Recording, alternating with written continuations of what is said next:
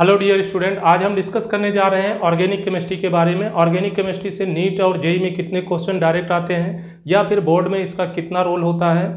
अगर हम देखें तो आईआईटी या जेई में और नीट में जो क्वेश्चन आते हैं तो सबसे ज़्यादा क्वेश्चन अगर हम नीट का देखें तो 12 से 15 क्वेश्चन के बीच में नीट में होता है और 8 से 10 क्वेश्चन के बीच में आपका हो सकता है और इसमें आईआईटी जेई में। इसमें अगर क्वेश्चन के वैरायटी देखें कि बहुत टफ है या बहुत आसान है, इसको एक एनालिसिस के थ्रू हम अभी समझाएंगे यहाँ से कि कहाँ से क्वेश्चन ज़्यादा आता है, कहाँ से कम आता है। और सिस्टमेटिकली अगर इस चीज़ को हम पढ़ें तो ये बिल्कुल आसान होता है। वैसे नॉर्मली किसी स्टूडेंट से अगर पूछते हैं हम कि क्या ऑर्गेनिक कैसा है तो बहुत टफ है सर, इसके क्वेश्चन नहीं निकलते।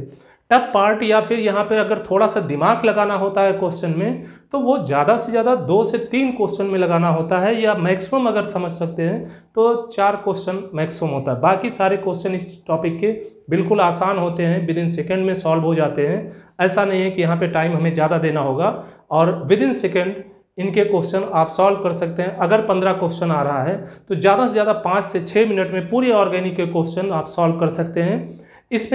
इसके लिए कुछ बेसिक चीज़ें आपको समझनी होती हैं, जिसकी हम बात करते हैं जीओसी में। पूरे ऑर्गेनिक कंपाउंड को अगर हम डिवाइड करके स्टडी करते हैं, इसका सबसे पहले जो हमारा स्टडी का तरीका है कि जीओसी को हम पढ़ते हैं। इसमें अगर जीओसी आपका क्लियर नहीं है ऑर्गेनिक केमिस्ट्री में तो कुछ भी आपके केमिस्ट्री में समझ में नहीं आएगा ऑर्गेनिक के पार्ट में। दूसरा पार्ट हमारा होता है, जब जीओसी हमारी क्लियर होती है तो सेकंड पार्ट होता है हमारा by name chapter. By name chapter में जो हमारे चैप्टर्स हैं जैसे हाइड्रोकार्बन है, हेलोएल्केन है, एल्कोहल, ईथर एंड फिनॉल है, aldehyde, ketone and carboxylic acid and amine, इतने चैप्टर हमारे आएंगे बाई नेम चैप्टर्स के अंदर। और इसके बाद अप्लाइड केमिस्ट्री। अप्लाइड केमिस्ट्री में बेसिकली 4 से 5 चैप्टर हम इंक्लूड करते हैं, जैसे बायोमॉलिक्यूल हुआ, पॉलीमर हुआ, chemistry in everyday and environmental chemistry.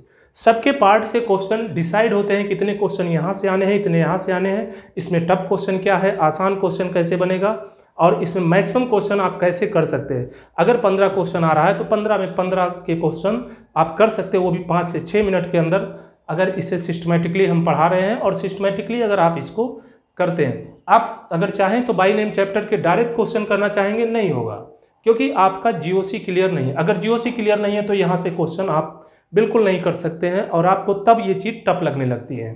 तो यहाँ पर सिस्टमेटिकली चलना पड़ेगा। जैसे फिजिकल में था कि फिजिकल में अगर कोई एक चैप्टर बिल्कुल भी नहीं आ रहा है तो थोड़ा बहुत उसमें दूसरा चैप्टर हम कर सकते हैं, बट यहाँ पे ऐसा नहीं हो सकता है। अब इसमें अगर हम एनालिसिस के तौर पे देखें कि क्या क्वेश्चन कहाँ से आते हैं, सबसे पहले पार्ट पे अगर हम देखते हैं तो जीओसी है। जीओसी में क्या क्या, एक तो जनरल केमिस्ट्री के बारे में हम बात करते हैं। जनरल केमिस्ट्री में क्या क्या चीज़ें होती हैं, जैसे ऑर्गेनिक केमिस्ट्री क्या है, इसमें हाइब्रिडाइजेशन किस टाइप का होता है, यहाँ पर बॉन्ड लेंथ किसकी ज़्यादा होगी, किसकी कम होगी, एरोमेटिक कंपाउंड क्या है, नॉन एरोमेटिक क्या है, एंटी एरोमेटिक क्या है, या फिर यहीं पर एक क्वेश्चन बनता है कि एल्काइल किसे कह रहे हैं हम, एल्काइन किसे कह रहे हैं, या अलग अलग टाइप्स जो यहाँ पे ऑर्गेनिक में जनरल चीज़ें होती हैं, जो जनरल टर्म यूज होते हैं, उन्हीं की स्टडी यहाँ पे करते हैं। और ख़ास बात यह है कि इस पार्ट से हमारा एक क्वेश्चन नीट में आप बैठ रहे हैं या आईआईटी जेई में बैठ रहे हैं फिक्स होता है। कहीं भी एक क्वेश्चन इस पार्ट से नहीं गया और बिल्कुल आसान टॉपिक होता है। ज़्यादातर टीचर इसको छोड़ ही देते हैं कि ये बहुत बेसिक चीज़ है, आप खुद कर लेते हैं, और है भी कुछ नहीं इसमें। लेकिन एक क्वेश्चन आता है और क्वेश्चन में कुछ क्वेश्चंस में ट्विस्ट भी कर देता है, तो उसी ट्विस्ट को आपको समझना होता है। दूसरा पार्ट अगर हम इसमें देखते हैं जीओसी में तो आयुपैक होता है। आयुपैक नेमिंग, कैसे आप ऑर्गेनिक कंपाउंड का नाम करते हैं, जो इंटरनेशनल लेवल पे हम करते हैं, हर जगह पर सेम होता है। इससे रिलेटेड एक क्वेश्चन आपके कंपटीशन के एग्जाम में आ सकता है, लेकिन यहाँ पे प्रॉब्लम ये होती है कि कभी कभी डायरेक्ट क्वेश्चन नहीं देता। जैसे लास्ट नीट के पैटर्न में हम देखें तो कई सालों से डायरेक्ट क्वेश्चन नहीं आता है, बट इनडायरेक्ट ये यूज कर सकता है। कैसे, किसी रिएक्शन में अगर हम देखते हैं तो वहाँ पर हमारा क्या होता है, बाई नेम चैप्टर्स में उनके इस चीज़ की रिएक्शन करा रहा है तो उसका आईपैक नेम दिया होगा। अगर आपका आईपैक नेम ही नहीं आ रहा है तो फिर क्वेश्चन नहीं सॉल्व कर सकते। तीसरा पार्ट हमारा होता है, और ये इंपॉर्टेंट भी है और ज़्यादा डिफिकल्ट भी नहीं है, आइसोमर। आइसोमर आइसोमर टॉपिक से क्वेश्चन डायरेक्ट भी आ सकता है, इनडायरेक्ट भी देते हैं, बट आइसोमर टॉपिक आपका इंपॉर्टेंट है। यहाँ से भी एक क्वेश्चन में भी आ सकता है, 100% यहाँ पे नहीं कह सकते हैं। जैसे हमने जीसी में कहा, जनरल केमिस्ट्री में कहा कि यहाँ से 100% एक क्वेश्चन आना ही है, तो यहाँ से ऐसा नहीं है कि 100% एक क्वेश्चन आए ही, आपका आ भी सकता है, नहीं भी आ सकता। अब इसमें कई बार कई टीचर या कई कोचिंग्स के नोट्स हमने देखे, उसमें बहुत सारा डिटेल में दे दिया है, कुछ भी नहीं। यहाँ से भी क्वेश्चन सिस्टमेटिकली है, या तो आपसे पूछ लेगा 2 कंपाउंड दे देगा, इसमें कौन सा आइसोमर है, दूसरा क्वेश्चन दे देगा इसमें कितने आइसोमर बनेंगे, तीसरा क्वेश्चन आपका इसका एक पार्ट होता है ये ऑप्टिकल आइसोमर और ज्योमेट्रिकल आइसोमर, यहाँ से पूछ लेगा कि इसमें कौन सा आइसोमर है या कितने, तो ये भी वही टाइप आपका हो गया टोटल। अगर इतने पार्ट आपने इससे कर लिए हैं तो इसमें और कुछ जानने की ज़रूरत यहाँ से नहीं होती है, ना ही कोई बहुत इनडायरेक्ट यहाँ से क्वेश्चन बना सकता है। और इसके बाद का जो टॉपिक होता है purification of organic compound, POC के नाम से इसे हम जानते हैं। यहाँ से डेफिनेटली 1 क्वेश्चन या फिर 2nd क्वेश्चन भी पूछा जा सकता है इस टॉपिक से। 3rd पार्ट हमारा अगर होता है इस पार्ट के अलावा पीओसी में, जैसे कोई हमारा इसमें है कि एक मेथड दिया होगा कि ड्यूमाज मेथड से आप नाइट्रोजन को कैसे कितना % है, या जेल्डाल मेथड से, क्यूरियस मेथड से, लिविंग मेथड, ये कई मेथड हैं। दूसरे टेस्ट के बारे में आपको पढ़ना होता है कि कौन सा टेस्ट ये कौन सा कंपाउंड देगा, तो वो सारी चीज़ें। और कुछ चीज़ें सेपरेशन, जैसे क्रिस्टल क्रोमेटोग्राफी है, और ये सब डिजिटल या फिर स्टीम डिस्टिलेशन, इन सब से आपका क्या है कि पीओसी से रिलेटेड क्वेश्चन बनाता है, और एक क्वेश्चन 100% रहता है, दूसरा भी दे सकता है यहाँ से। और इसके बाद का टॉपिक जो होता है वो रिएक्शन मैकेनिज्म होता है। रिएक्शन मैकेनिज्म डायरेक्ट अगर हम देखें रिएक्शन मैकेनिज्म को 2 पार्ट में हम करके पढ़ाते हैं इसको। एक होता है रिएक्शन मैकेनिज्म फर्स्ट, और दूसरा होता है रिएक्शन मैकेनिज्म सेकंड। फर्स्ट वाले पार्ट से, रिएक्शन मैकेनिज्म फर्स्ट वाले पार्ट से एक क्वेश्चन आपका 100% फिक्स होता है, दूसरा भी क्वेश्चन यहाँ से आ सकता है, और 1-2 क्वेश्चन रिएक्शन मैकेनिज्म सेकंड से आते हैं। अब फर्स्ट में क्या करते हैं, हमारा बॉन्ड किस तरह से ब्रेक हो रहा है, क्या इलेक्ट्रॉनिक इफेक्ट आ रहा है, एसिडिक स्ट्रेंथ क्या हो रहा है, बेसिक स्ट्रेंथ, इलेक्ट्रोफाइल क्या है, न्यूक्लियोफाइल क्या है, अटैकिंग रिएजेंट से हम इसको देख लेते हैं। रिएक्शन इंटरमीडिएट के बारे में पढ़ते हैं। ये सारी चीज़ें जो रिएक्शन मैकेनिज्म के टूल्स हैं, जो रिएक्शन हो रही है उसमें जो टूल्स यूज हो रहे हैं वो फर्स्ट के अंदर पढ़ते हैं, और 1 से 2 क्वेश्चन यहाँ से बनते हैं हमारे। और दूसरा होता है रिएक्शन मैकेनिज्म सेकंड, जहाँ पर हम टाइप ऑफ रिएक्शन ऑर्गेनिक की पढ़ते हैं, और 4 टाइप की रिएक्शन है, जैसे addition reaction, substitution reaction, elimination reaction और रीअरेंजमेंट। ये चारों टाइप आप यहाँ पे इसकी स्टडी करते हैं, किसमें, रिएक्शन मैकेनिज्म सेकंड में। इसके मैकेनिज्म से रिलेटेड डायरेक्ट क्वेश्चन भी आ सकता है, indirect question by name chapter से आपका दे सकता है। अब बाय नेम चैप्टर में इसका यूटिलाइजेशन करके दे सकता है। तो वैसे जनरली अगर देखें तो 2 क्वेश्चन यहाँ से भी बन जाता है, बट यही 2 क्वेश्चन यहाँ भी कॉमन हो सकता है। तो ओवरऑल अगर हम इस पार्ट में देखते हैं तो 1 2 3 4 5 6 to 7 क्वेश्चन आपके यहाँ से होते हैं, लेकिन फिक्स नहीं होगा। जैसे 2 क्वेश्चन आपका क्या हुआ, यहाँ से यहाँ दोनों जगह पे कॉमन हो जाता है। दूसरे पार्ट पे अगर हम आते हैं, यहाँ पर स्टडी करते हैं, तो बाय नेम चैप्टर्स में अगर हम एंट्री करते हैं तो बाय नेम चैप्टर से किस तरह से क्वेश्चन आता है और क्या क्या क्वेश्चंस बनते हैं। तो सबसे पहले हमारा होता है पहला चैप्टर हाइड्रोकार्बन, HC हाइड्रोकार्बन, दूसरा है हेलो एल्केन, और तीसरा है एल्कोहल, फिनॉल एंड ईथर, और थर्ड है एल्डिहाइड, कीटोन एंड एसिड, और चौथा है अमाइन। इन चैप्टर्स की एक खास बात है, यहाँ पर कुछ रिएक्शंस जैसे प्रिपरेशन मेथड आप जब पढ़ रहे होते हैं चैप्टर, तो या तो प्रिपरेशन पढ़ते हैं या इसकी केमिकल प्रॉपर्टी या फिजिकल प्रॉपर्टी। एक क्वेश्चन जो फिजिकल प्रॉपर्टी से भी यहाँ पर कभी कभी आता है, कभी कभी नहीं आता, या अप्लाई करके आपका पीओसी वाले चैप्टर से पूछ लेता है। दूसरा पार्ट यहाँ से एक क्वेश्चन आपका ये बनता है कि इनके जो हम प्रिपरेशन पढ़ रहे होते हैं या केमिकल प्रॉपर्टी पढ़ रहे होते हैं, तो वहाँ पर बाई नेम रिएक्शन आते हैं, जैसे फ्रीडल क्राफ्ट रिएक्शन हुआ, विलियमसन सिंथेसिस हुआ, वुड्स रिएक्शन हुआ, ये सब बाई नेम है। इनमें से एक क्वेश्चन नीट में और IIT JEE में 100% फिक्स होता है, एक क्वेश्चन बाई नेम रिएक्शन से होता है। और ये एक क्वेश्चन आपकी एनसीईआरटी में 32 रिएक्शंस दी हुई हैं, बेसिकली 30 हैं लेकिन एक दो अप्लाइड करके है, तो 32 रिएक्शन अगर आपकी क्लियर हैं तो यहाँ से एक क्वेश्चन जो यहाँ से 4 से 5 क्वेश्चन का टोटल बाय नेम चैप्टर्स का वेटेज होता है, एक क्वेश्चन डायरेक्ट यहाँ से हो गया। अब बचे अगर 4 क्वेश्चन हैं तो 4 क्वेश्चन में यहाँ से और क्या क्वेश्चन हो सकता है। एक क्वेश्चन ऐसा हो सकता है कि एक आपको रिएक्टेंट ए देगा, यहाँ पर कुछ कैटलिस्ट डाल देगा और बी बना देगा। ए दिया है, बी दे दिया, ये वाला कैटलिस्ट आपका पूछ लेगा कि कैटलिस्ट क्या होगा, या फिर आपका प्रोडक्ट बना देगा दूसरे क्वेश्चन में, कैटलिस्ट दे देगा, रिएक्टेंट पूछ लेगा, या फिर इसका आपको जनरल फार्मूला दे देगा कि ये जनरल फार्मूला जैसे C4H10 दे दिया, ये जनरल फार्मूला दे दिया और यहाँ पर कोई कैटलिस्ट डाल दिया और प्रोडक्ट बना देगा। तो इस टाइप का आपका एक क्वेश्चन हो सकता है या 2 क्वेश्चन हो सकता है। तीसरा क्वेश्चन जो यहाँ से बनता है, तीसरी वैरायटी बनती है, वो मल्टीपल स्टेप में बनता है। अब ये मल्टीपल स्टेप वाले क्वेश्चन 2 टाइप में होते हैं।